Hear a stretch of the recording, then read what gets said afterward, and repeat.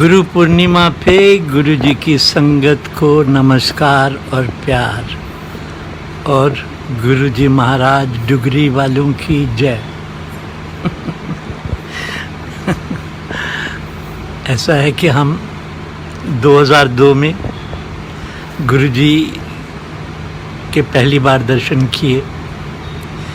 मेरी बेगम जो हैं वो भक्ति भाव में बिलीव करती हैं, और एक दोस्त के थ्रू हम वहाँ गए तो बड़ी संगत आती थी और तरह तरह के लोग आके बैठते थे। और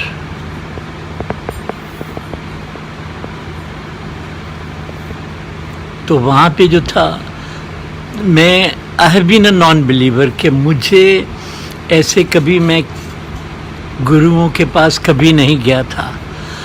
ये बात दूसरी है कि मदर टेरेसा के साथ मेरा बहुत प्यार था, क्योंकि मैं उनके काम और उनकी जो वो सेवा करती थी गरीबों की, उसको फ़ोटोग्राफ करता था। तो मदर से मेरी बड़ा प्यार और रिस्पेक्ट थी, और दलाई लामा जी से भी बहुत प्यार था।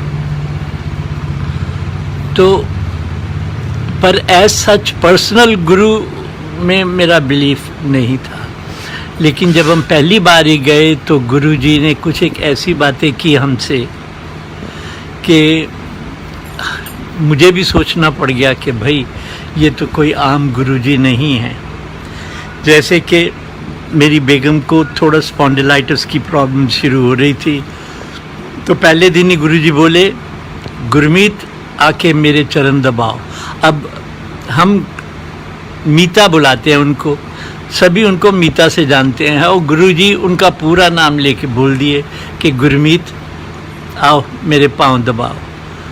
तो गुरमीत जो थी वो आधा घंटा तक पाँव दबाती रही, और मैं देखता रहा लाइक अ सिनिकल जर्नलिस्ट फोटोग्राफर कि क्या हो रहा है दुनिया में। तो इतनी देर में लंगर शुरू हो गया। तो जब लंगर शुरू हो गया तो गुरुजी कहते जाओ लंगर छको। तो जब वो उठी गुरमीत तो मुझे कहती हैं कि मेरे तो शोल्डर में और नेक में जो पेन और जो स्टिफनेस थी वो तो गई।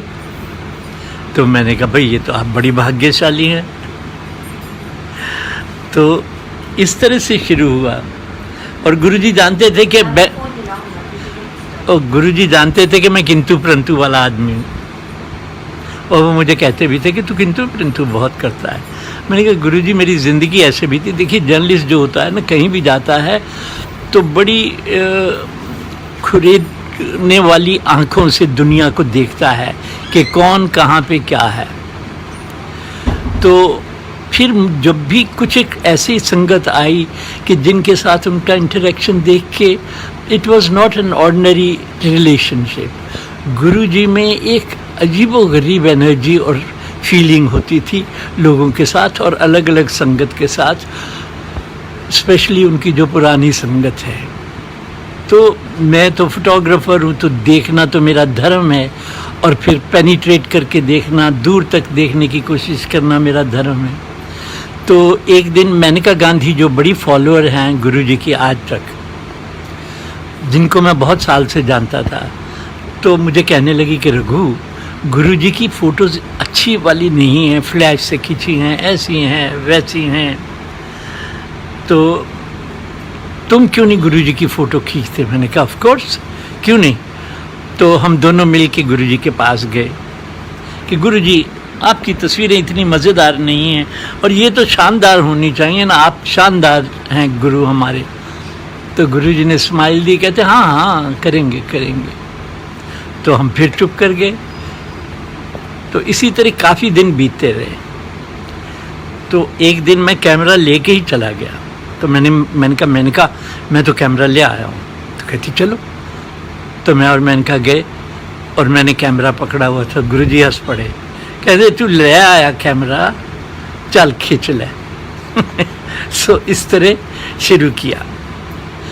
तो मैं हर शाम को कैमरा, जब हम जाते थे 3 दिन 4 दिन हफ्ते में, मैं तस्वीरें खींचता रहा। वहाँ पे रात की लाइट होती थी, लिमिटेड लाइट होती थी, लेकिन फिर भी काम होता जाता था।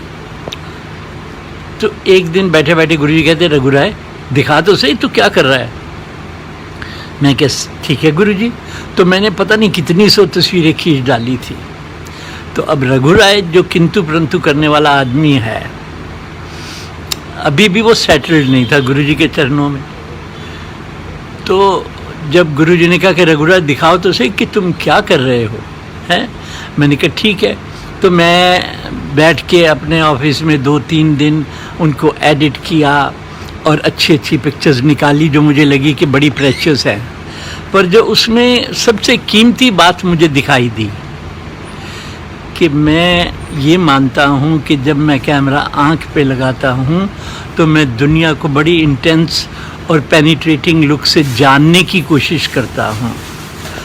तो ये जो इतनी तस्वीरें थी गुरुजी की जिनमें से मैं सिलेक्शन कर रहा था, तो गुरुजी के पास तरह तरह के लोग आते थे और ज़्यादातर लेडीज़ उनके पांव दबाती थी। तो और सुंदर सुंदर लेडीज़ भी होती थी और मेरी बीवी भी बड़ी सुंदर है। तो मैंने ये देखा कि कोई भी तस्वीर में, चाहे वो अच्छी तस्वीर मैंने खींची है या इतनी अच्छी नहीं है, Guruji was not sitting like a man, he was like magnificence of some kind. कि एक जो कहते हैं ना कि एक अनुभूति ऐसी जो जिसको डिस्क्राइब ना कर सके। मैंने कहा भाई ये तो बड़ी अजीब बात है कि गुरुजी क्या चीज़ है कि जिस तस्वीर में देखो वो अगर औरतों से भी पांव दबवा रहे हैं, तो Guruji was not sitting like a man, he was magnificence all the way. तो तब मुझे समझ में आया कि मेरी तस्वीरों ने मुझे बताया कि गुरुजी तो गुरुजी हैं। इस तरह से हमने शुरू किया। तो क्या था कि एक दिन गुरुजी में आया अंदर, तो मुझे कहने लगे कि रघु राय मेरे पाँव दबा। मैंने कहा ठीक है गुरुजी। मैं गुरुजी के चरण दबाने लगा और बस मैं धीरे धीरे चरण दबा रहा था और मुझे अच्छी तरह दबाने भी नहीं आते थे। जब गुरुजी मुझे एक्चुअली कहते थे ना कि मेरे पाँव दबाओ, तो मुझे बड़ा अजीब लगता था, क्योंकि मुझे कई लोग बड़ी बढ़िया भक्ति भाव से और उनकी उंगलियों में पता नहीं क्या लाते हैं कि कमाल के पाँव दबाते हैं। मेरी बीवी भी बहुत कमाल का दबाती है।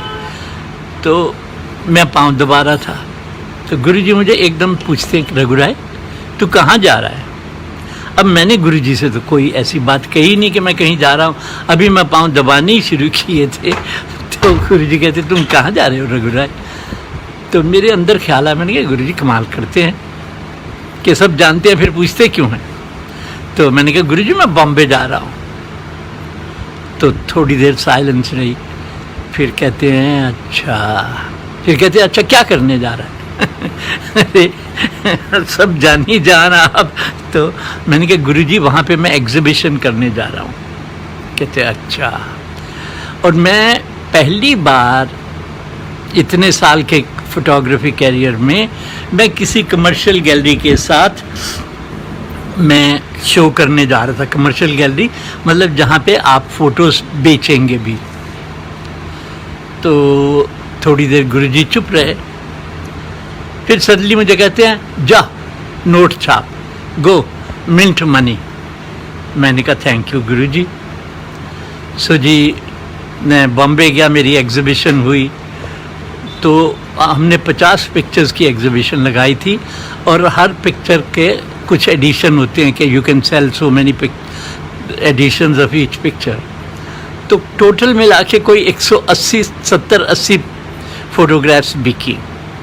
That was the richest ever financial gain I had through photography। तो जब मैं वापस आया तो मैं गुरुजी के चरणों में जा रहा था मत्था टेकने। तो गुरुजी कहते यार तू तो बड़ा पैसा बनाया। तो मैंने कहा गुरुजी जब आपने आशीर्वाद दिया तो वो कहाँ रुकेगा। तो कहते आ जा बैठ जा।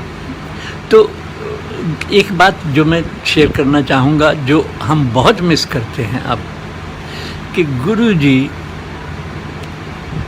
जितना प्यार देते थे और ब्लेसिंग्स देते थे और उसके अलावा लाड लडाते थे। अगर आप पंजाबी समझते हैं, हिंदी में भी मेरे ख्याल से सभी समझेंगे कि वो लाड लडाते थे। तो 31 दिसंबर का दिन था। तो सत्यशील जो खोसला आंटी के बेटे हैं, वो मेरे दोस्त हैं। तो खोसला आंटी गुरुजी की भगत है, तो साथ पड़ोसी हैं। तो 31 दिसंबर को उनके घर में न्यू ईयर ईव की पार्टी थी। तो सत्यशील आया, उसने गुरुजी के पाँव छुए और फिर कहता है, गुरुजी ये मेरा दोस्त जो है ना, इसको आप भेज देना पार्टी पे। तो गुरुजी ने मेरी तरफ देख के स्माइल किया। तो मुझे जाते वक्त सत्यशील कहता, रघुराय भूलना नहीं, आ जाना। मैंने कहा हाँ हाँ आ जाऊँगा। तो मैं तो गुरुजी के चरणों में बैठा था, आनंदित था। तो मैं बैठा था आनंदित होके, और गुरुजी के साथ थोड़ी बहुत बातचीत भी हो रही थी। तो फिर आधे पौने घंटे के बाद गुरुजी मुझे कहते हैं, रघुराय जा पार्टी पे जा, विस्की भी ऐश कर। मैं क्या ठीक है गुरुजी। सो मैं उठा और पड़ोसी में साथ ही में उसका घर था। तो मैं वहाँ जाता हूँ तो भरा पड़ा उनका वो जो मेन ड्राइंग डाइनिंग हॉल है लोगों से, और सर्दी के दिन थे, सारे एकदम खचाखच भरा हुआ। और उसमें मैं 80% लोगों को जानता भी नहीं था। काफ़ी सारे ब्यूरोक्रेट्स भी थे, कुछ पॉलिटिशियंस भी थे, थोड़े से जर्नलिस्ट थे। तो मैं गया, उसने सत्यशील ने मुझे एक ड्रिंक पोर किया। मैंने कहा छोटा डालना, छोटा। तो उसने एक ड्रिंक डाला, तो मैंने धीरे धीरे सिप किया। तो मैंने देखा कि क्या बात बन रही है, मैं क्यों आ गया हूँ यहाँ पे। तो मैंने वो एक छोटा ड्रिंक पिया, और 15-20 मिनट में मैं अपने हाथ वाथ धोए और वापस गुरुजी की तरफ। अब जो खूबसूरत बात है, गुरुजी ने मुझे आते देखा सामने से। वो कितने 15-20 मिनट में, जब आप पार्टी पे गए हैं, न्यू ईयर ईव पार्टी पे गए हैं, तो मतलब दो एक घंटे तो लगते ही हैं पार्टीज में। 3 घंटे 4 घंटे लोग रातें बिता देते हैं। तो ज्यों ही गुरुजी ने मुझे आते देखा, गुरुजी अपने ऐसे हाथ रख के बैठे थे, तो उनके चेहरे पे स्माइल जो थी बड़ी होती गई। और जब तक मैं गुरुजी के चरणों में जाके बैठने लगा, तो गुरुजी प्यार से भरे हुए कहते, ओए तेरा जी नहीं लग गया मेरे बिना, तू वापस आ गया। मैं क्या गुरुजी आप इतने करीब बैठे हो और मैं पार्टी में बैठूं, कैसे मैं बैठूं, मैं तो आ गया। गुरुजी कहते आ जा, बैठ जा। वो एक क्षण का प्यार गुरुजी का मार दिया उसने, मेरी जान ले ली। मैंने कहा बताइए कितनी संगत बैठी है गुरु के पास, पर हर संगत, हर इंडिविजुअल गुरुजी के लिए इतना प्रेशियस हो जाता था कि कहते ओ तेरा जी नहीं लग गया, आ जा तू, आ जा। आई मीन ਤੁਹਾਡੇ ग्रैंडफादर भी शायद ਤੁਹਾਨੂੰ ਇੰਨਾ ਪਿਆਰ ਨਾ ਦੇ ਕਿ, और अंदरों the joy, the happiness, the blessings in his eyes, this is what I am talking about. So Guruji के साथ ऐसा इश्क चलता था। तो एक दफ़े क्या हुआ कि गुरुजी ने देखा कि संगत इतनी बढ़ गई है कि एम्पायर स्टेट में इतनी जगह नहीं होती थी। तो गुरुजी ने हुक्म दिया सबको कि भाई देखो, थर्सडे, फ्राइडे, सैटरडे, संडे 4 दिन संगत होती है। सब लोग जो हैं कोई भी दिन चुन ले, एक एक दिन आए, 4-4 दिन ना आए। तो हमने गुरुजी की बात सुनी, हम तो बड़े बोर हो गए कि गुरुजी क्या बोलते हैं कि आप 4 दिन नहीं आएंगे। तो पहला हफ्ता बीता, हम 1 दिन के लिए गए। दूसरा हफ्ता आया, हम 2 दिन के लिए चले गए। तीसरा हफ्ता आया, हम 3 दिन चले गए। कहते ओए तेरा जी नहीं लगता, तेनू क्या सी 1 दिन आया करो। मैं क्या गुरुजी क्यों सानू क्यों इंज कहते हो। कहते ठीक है फिर तू ध्यान दा रहा कर। इसी this is how, I mean he was so amazing. और एक जो बड़ी लाजवाब देन थी गुरुजी की, कि गुरुजी क्या करते थे, जब रात को 10, साढ़े 10, 11 बजे संगत चली जाती थी, तो कहते रघुराय तू की जाके करना, तेरी आंटी भी इतने ही है, बैठ जाओ इतने। बैठ गए। गुरुजी ने कहा तो कितनी खूबसूरत बात है कि Guruji wants us to stay on. So बैठ गए। तो बैठे हैं, रात के 11 बज गए, 12 बज गए। फिर क्या क्या खिलाते थे, क्या क्या लाड लड़ाते थे। तो एक दिन क्या हुआ कि कहने लगे चलो आज बड़े मंदिर ले चलते हैं आपको।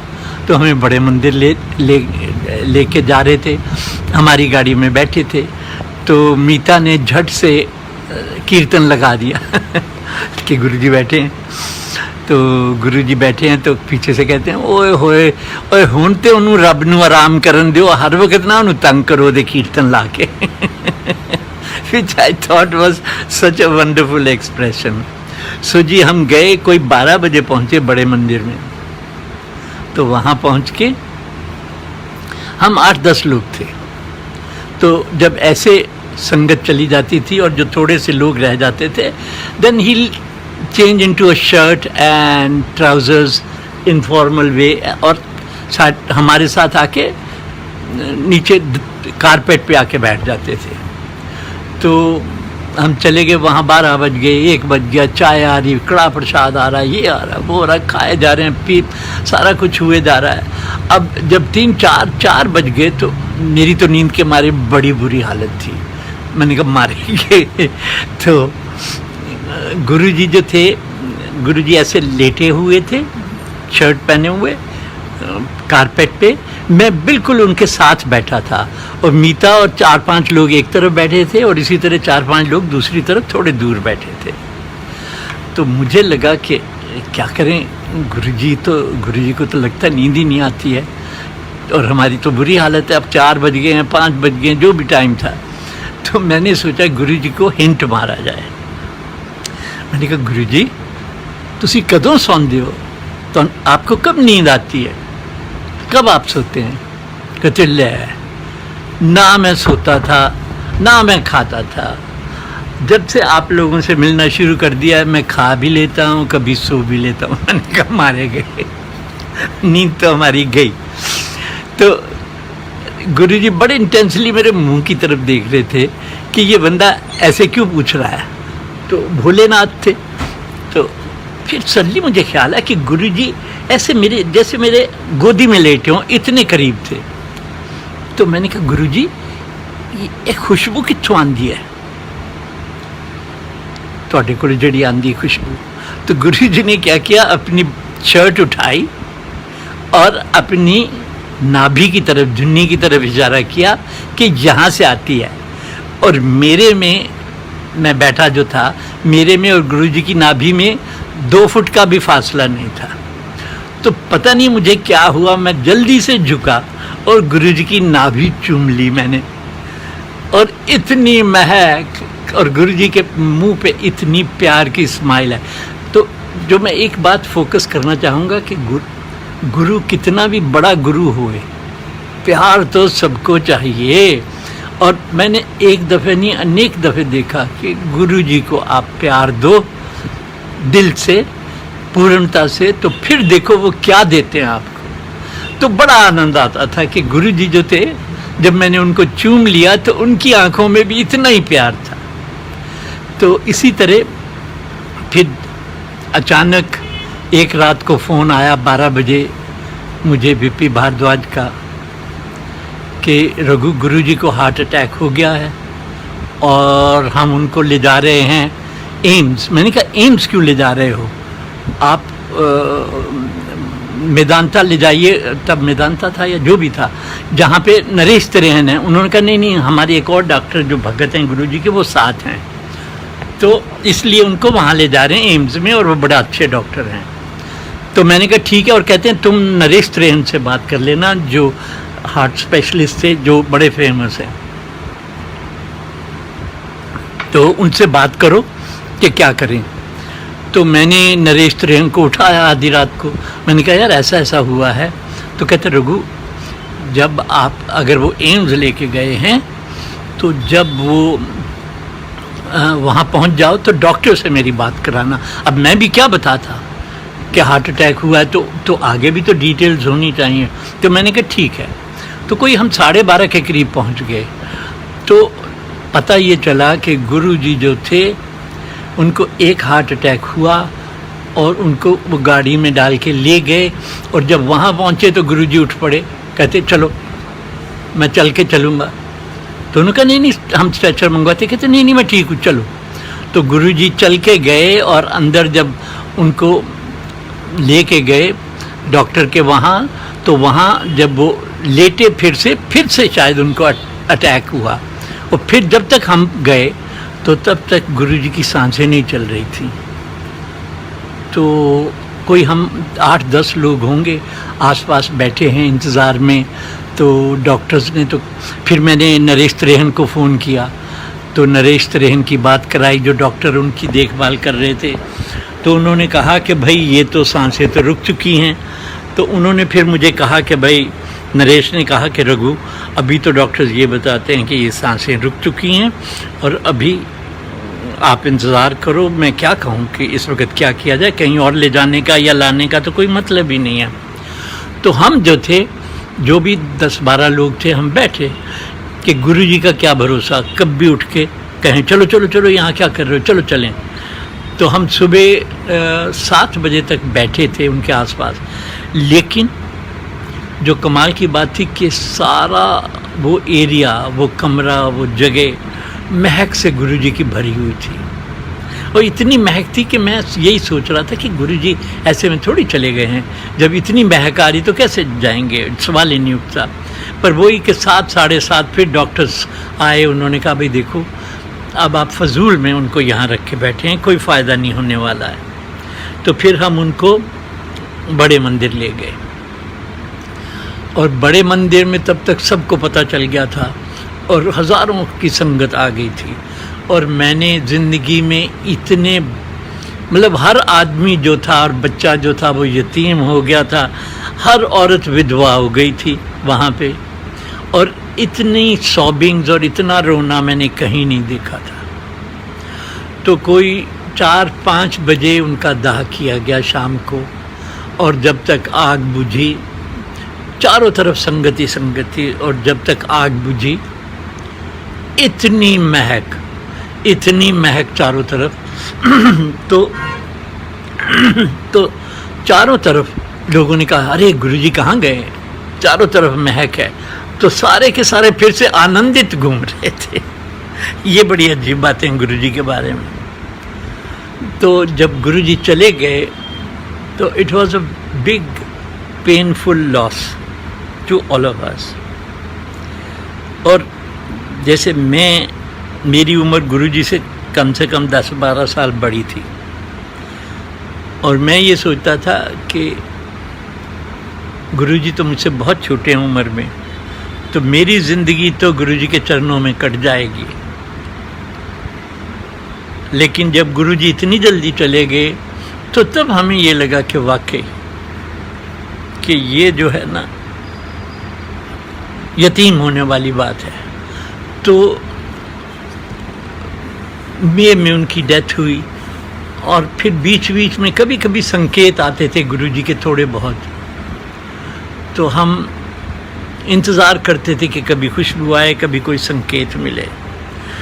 तो फरवरी में मीता, उसकी बड़ी सिस्टर और उनके बच्चे और हमारे बच्चे, हम फार्म पे बैठे थे। और दोपहर का टाइम था, अच्छी सी धूप में।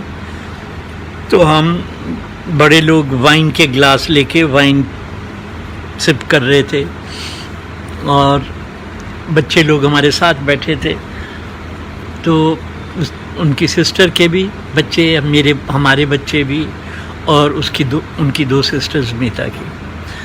तो मीता बैठे बैठे कहती है सडनली कि बड़े दिन हो गए ना, गुरुजी से कोई वार्तालाप नहीं, कोई कुछ नहीं।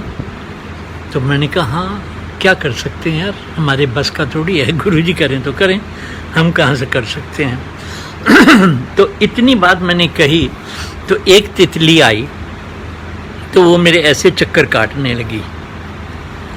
जब उसने एक काटा, 2 काटे, 3 काटे और काटती गई, तो तब मैंने कहा देखो गुरुजी आ गए। तो वो तितली मेरे चक्कर ही काटती गई, पता नहीं 10, 12, 15 काट लिए। तो मीता की जो बड़ी सिस्टर है, जो गुरुजी को नहीं जानती थी और कभी गई नहीं थी, तो उसने मजाक से कह दिया कि अब तुम्हारे गुरुजी आए हैं तो उनको वाइन पिलाओ ना। तो मैंने कहा देखो हमारे गुरुजी जो थे ना, ऐसे नहीं थे कि जी आप ये ना करो वो ना करो, कहते थे जो भी करो डिसेंट तरीके से करो। और हमें इसके लिए भी, ड्रिंक्स के लिए भी नहीं रोकते थे। तो कहती है फिर पिलाओ ना, और पर तितली जो है वो मेरे चक्कर काट रही है। तो तितली जो है बहुत बड़ा ग्लास था, उसमें नीचे इतनी सी वाइन थी। तो तितली जो है वो मेरे ग्लास के एज पे आके बैठ जाती है। तो मीता की सिस्टर का नाम है सिमरन। मैंने कहा सिमरन देखो आ गई ना गुरुजी पीने। तो वो एज पे ऊपर बैठी है तितली, तो वाइन जो है 2 इंच नीचे है बड़े ग्लास में, और वो कहती है ओहो तो वो तो ऊपर बैठे हैं ना, पिलाओ ना उनको। मतलब literally somewhere she is testing and somewhere she is joking. तो तितली उसके ब्रिम से एज से उठ के अंदर वाइन में जाती है, वाइन को टच करके आती है और फिर मेरे चक्कर काटती है। मैंने कहा देख लिया, मीता, बच्चा, एवरीबडी वाज मेस्मराइज्ड कि ये क्या हुआ। तो मेरी बेटी इतने में कहती, जो छोटी वाली पुरवई, कि पापा जब गुरुजी थे मेरी उनसे कभी बात नहीं होती थी और अभी भी नहीं होती है। तो तितली जो है मेरे से सीधा उसके सिर के चक्कर काटती है और काटती जाती है। तो उसके 5-6 चक्कर काट के, और मीता जो है वो बड़ा ही गुरुजी का भक्ति भाव रखती है और रखती थी, और गुरुजी उसको बहुत प्यार देते थे। तो वो तितली जो है जाके मीता के चक्कर काट के उसके सिर पे बैठ गई। फिर उसके बाद फिर वापस मेरे चक्कर काटे, फिर चली गई। तो गुरुजी अलग अलग लोगों के साथ अलग अलग एक्सप्रेशंस में बात करते और कनेक्ट करते थे। तो तब हमें लगा कि भाई हम इतने भी यतीम नहीं हुए और गुरुजी कहीं ना कहीं तो हमारे साथ कनेक्टेड हैं। तो इसी तरह पिछले कुछ सालों से तो मुझे बहुत तकलीफ होती है कि नई संगत इतनी आ गई है और सबके पास नई नई कहानियाँ हैं और बड़ी बड़ी अद्भुत कहानियाँ हैं। और गुरुजी थे ही ऐसे कि उनकी हर एक से अलग अलग अद्भुत कहानी होती थी। तो बड़े दिन बीत गए और कुछ वार्तालाप नहीं, कुछ खुशबू नहीं, और कुछ एक प्रॉब्लम्स भी ऐसी आई कि जो मैंने सोचा कि गुरुजी ही निपटा सकते हैं, वो भी नहीं सुलझ रही थी।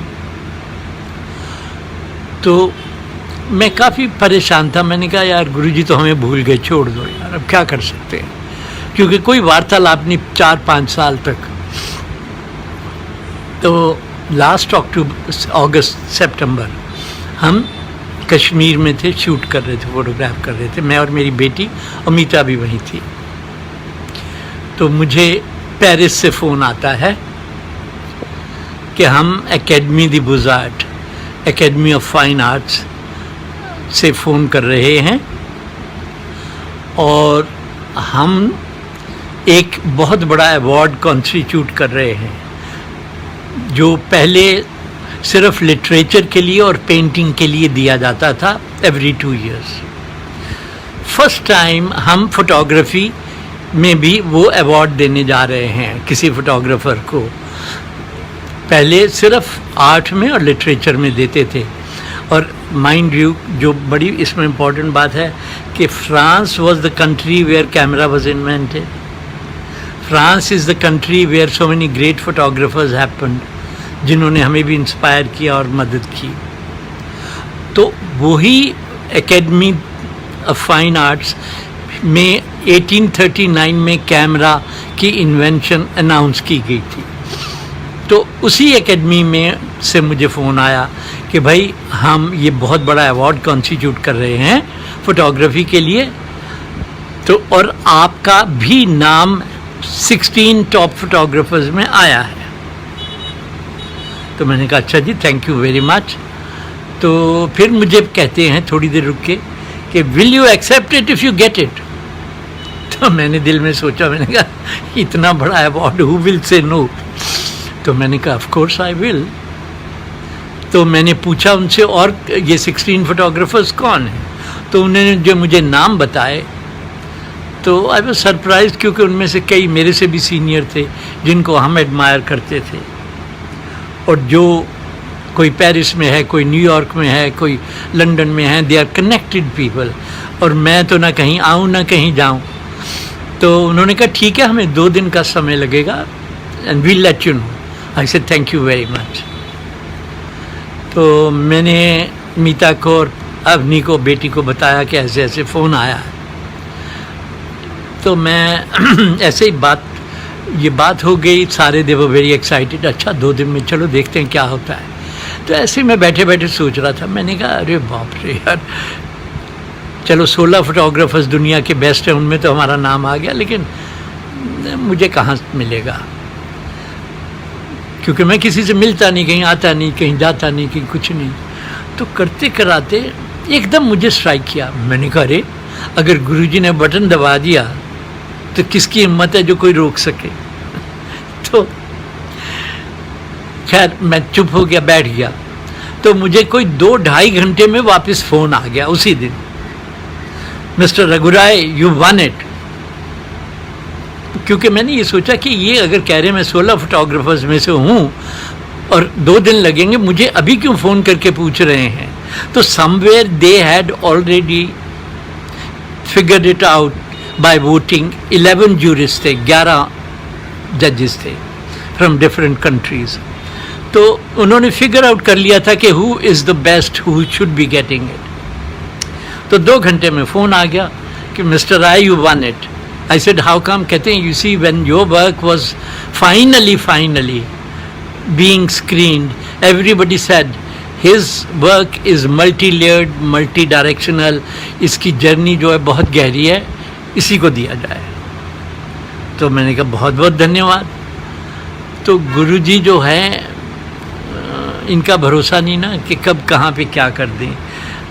वो ये भी कहते थे कि ये मत सोचो कि तुम्हें क्या चाहिए, मुझे भी पता है कि उससे भी बढ़ के तुम्हें क्या तुम्हारे लिए कीमती होगा।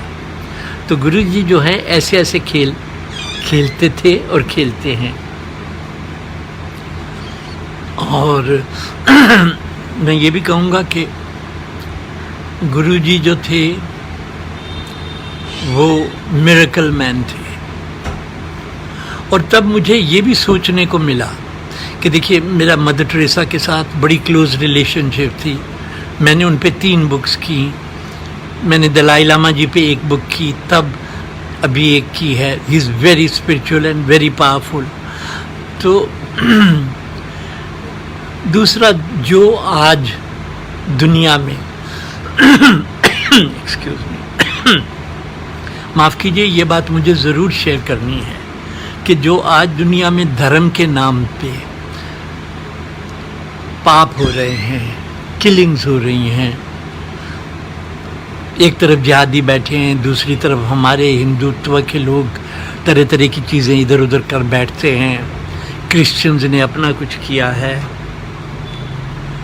तो धर्म के नाम पे इतनी किलिंग्स और इतनी सेपरेशंस और डिविजन्स हो रही हैं दुनिया में कि the world is at war with each other and themselves in the name of religion. तो अब ये कि भगवान आएंगे और हमारी रक्षा करेंगे, भगवान कहाँ से आएंगे? कि इंशाअल्लाह God willing he will help us, Christ will come. मेरा ये मानना है कि ये महापुरुष जो थे, जितने भी थे, बुद्ध हों, गुरु नानक हों, अल्लाह हों, राम हों, कृष्ण हों, ये बड़े बड़े संत लोग एक टाइम पे आए, अलग अलग टाइम पे, और दुनिया का कल्याण करके चले गए। लेकिन जो उसमें सबसे कीमती बात थी वो ये थी कि कौन थे वो, क्यों थे ऐसे, कि डिवाइन एनर्जी जो है उनके थ्रू काम करती थी। तो वो जिसको छू देते थे, वो डिवाइन एनर्जी उनके थ्रू जो काम करती थी, उसका करंट जो था वो लोगों को हील कर देता था या लोगों को सफरिंग से बचा लेता था। तो वो आए और वो चले गए और कोई भी वापस नहीं आया और नहीं आने वाला। और इसी तरह गुरुजी कि वो क्या थे, वो डिवाइन एनर्जी थी। वो चाहे आप कहिए कि महादेव का अंश थे और हैं, तो क्योंकि गुरुजी अभी अभी हमारी ज़िंदगी में आए और अभी अभी उन्होंने चोला छोड़ा है, वो अभी भी हमारे साथ कनेक्टेड है।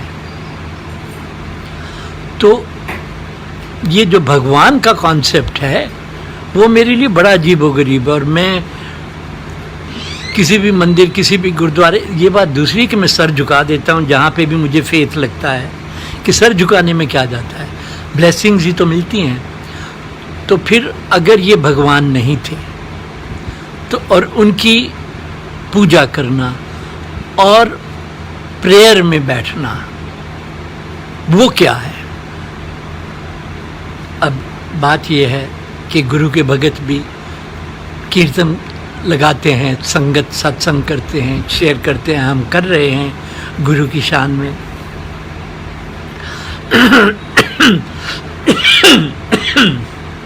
तो मेरा ये मानना है कि देखिए, अगर कोई गुरु नानक का बिलीवर है तो गुरु नानक का एक इमेज है, कृष्ण भगवान है उनका एक इमेज है, राम हैं, क्राइस्ट हैं क्रॉस पे उनका एक इमेज है।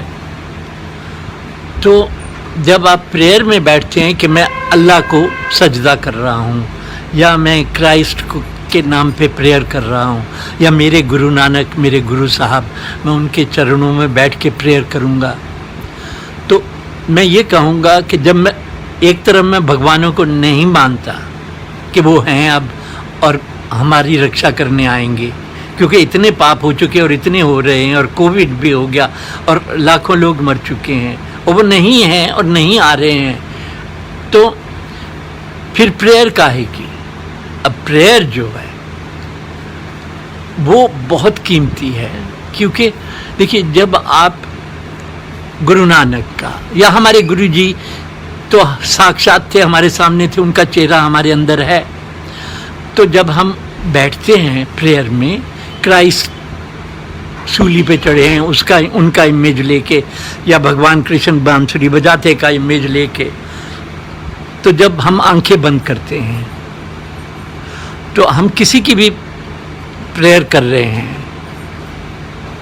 वो तो नहीं आने वाले, लेकिन उसमें हमें जो इंटेग्रिटी और लाभ हो रहा है वो ये है कि उस इमेज के बेस पे हमारी कंसंट्रेशन प्रेयर की जो है उसको एक बिंदु, एक पॉइंट मिल जाता है कि ये है मेरे जिनकी पूजा में मैं बैठा हूँ। तो एकाग्र होना, कंसंट्रेट करना, मेडिटेट करना आसान बन जाता है। तो अगर आप बुद्धा पे मेडिटेट कर रहे हैं या क्राइस्ट पे कर रहे हैं या गुरु नानक पे कर रहे हैं और आप करे जा रहे हैं सालों से, वो तो नहीं आने वाले हैं, लेकिन वो जो प्रेयर के टाइम पे जब आप प्रेयर करते हैं, एकाग्रता आती है, कंसंट्रेशन आती है और डिवोशन आती है और मेडिटेशन एक आती है, उसका फील आता है, तो आप जो हैं, यानी कि आपका माइंड, बॉडी और स्पिरिट वो एक अलाइनमेंट में आ गए। तो वो जो अलाइनमेंट में आना जो है इंसान का अपने साथ, वो उसकी एनर्जीज को इकट्ठा करता है, कंसंट्रेट करता है। और जब कंसंट्रेटेड एनर्जी में आप काम करते हैं, काम अच्छा होता है। जब कंसंट्रेटेड एनर्जी में आप सोचते हैं या डील करते हैं किसी के साथ, तो उसमें पावर होती है। तो कहने का मतलब यह है कि राम, अल्लाह, कृष्ण तो नहीं आने वाले, लेकिन उनके नाम पे जो कंसंट्रेटेड एनर्जी प्रेयर के थ्रू आपने पाई है, वो आप ही को आपको रिस्टोर किया है उसने। You become one wholesome powerful individual. और हमारे केस में हमारे गुरुजी तो रिसेंट फिनोमिना है, जिनको हमने छुआ है, जिनके हमने दर्शन पाए हैं और जिनसे हमने बहुत कुछ प्राप्त किया है।